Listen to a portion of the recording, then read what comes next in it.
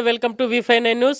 ఈరోజు కామారెడ్డి జిల్లా పిట్లం మండలం బండపల్లి గ్రామంలో కాంగ్రెస్ పార్టీ అభ్యర్థి దత్తు గారి తరపున రాజశేఖర్ రెడ్డి గారు గట్టిగా అనేది ప్రచారం అనేది కొనసాగుతూ ఉన్నాయి. అన్న చెప్పండి అన్న, గ్రామంలో ప్రచారం ఎలా కొనసాగుతుంది?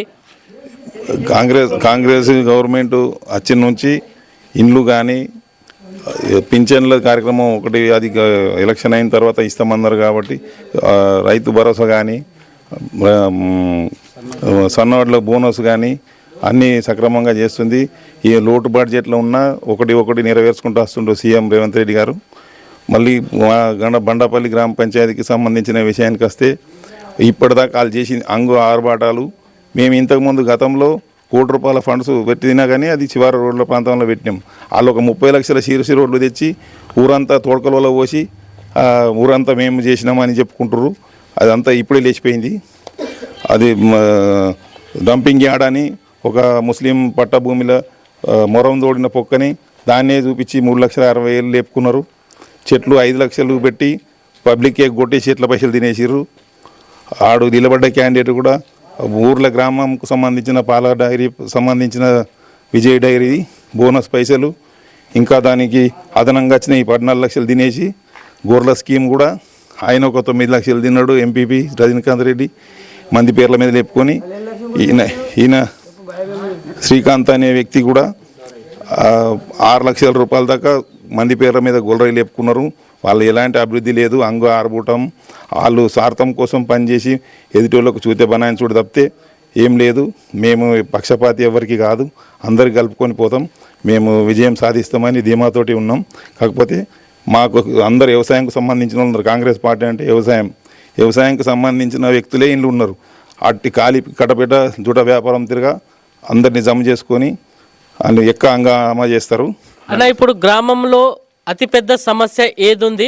ఒకవేళ సర్పంచ్ అభ్యర్థిగా మీరు గెలిస్తే ఆ గ్రామ సమస్యని, ఆ గ్రామంలో ఉన్న పెద్ద సమస్యని మీరు ఎలా పరిష్కరిస్తారు? వాటర్ సమస్య ఉంది, ఎమ్మెల్యే గారికి చెప్పినాము, తీరుస్తా అన్నాడు.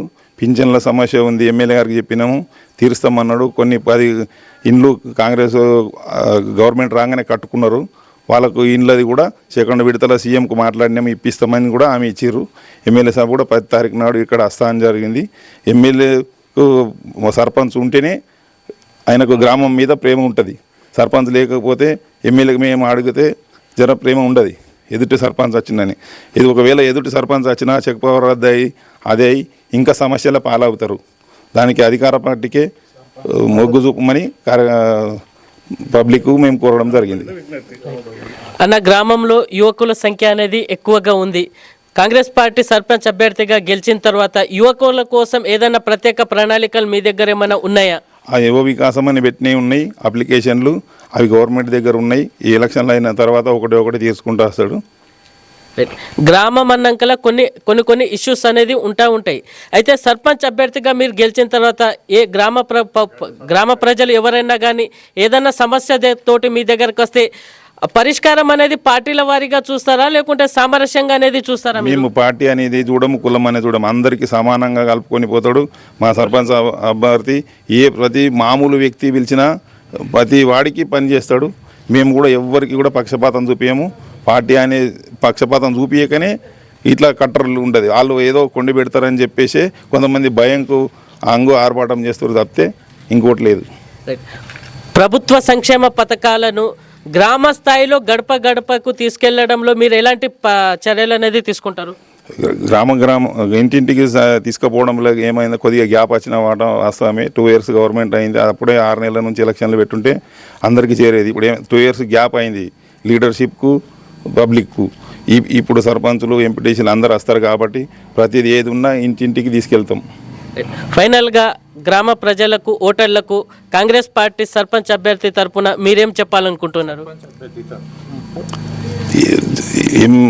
మంచినీటి సమస్య, కరెంటు పోల్ల సమస్య, ఏదైనా గల్లికి తక్కువ ఉన్న సమస్య, డ్రైనేజ్ వ్యవస్థ కానీ, వీధి దీపాలు కానీ, ట్రాక్టరు అవి ఇంతకుముందు సొంత పనులకు వాడుకొని చెత్త చేసేసారు.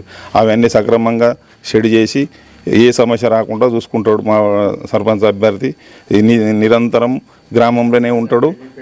ప్రతి ఒక్కడి చేస్తాడు. బోరు వాటరు ఏదైనా అన్నీ ఎమ్మెల్యే సహకారం తీసుకొని ముందుకెళ్తాం. పార్టీ అధికారంలో ఉంది కాబట్టి గ్రామ స్థాయిలో కూడా సర్పంచ్ అభ్యర్థి కాంగ్రెస్ సర్పంచ్ అభ్యర్థిని గెలిపిస్తేనే గ్రామం అనేది అభివృద్ధి జరుగుతుందని కాంగ్రెస్ పార్టీ సర్పంచ్ అభ్యర్థి ఇంటర్వ్యూ కెమెరామెన్ సుభాష్తో V59 న్యూస్ సైనింగ్ ఆఫ్.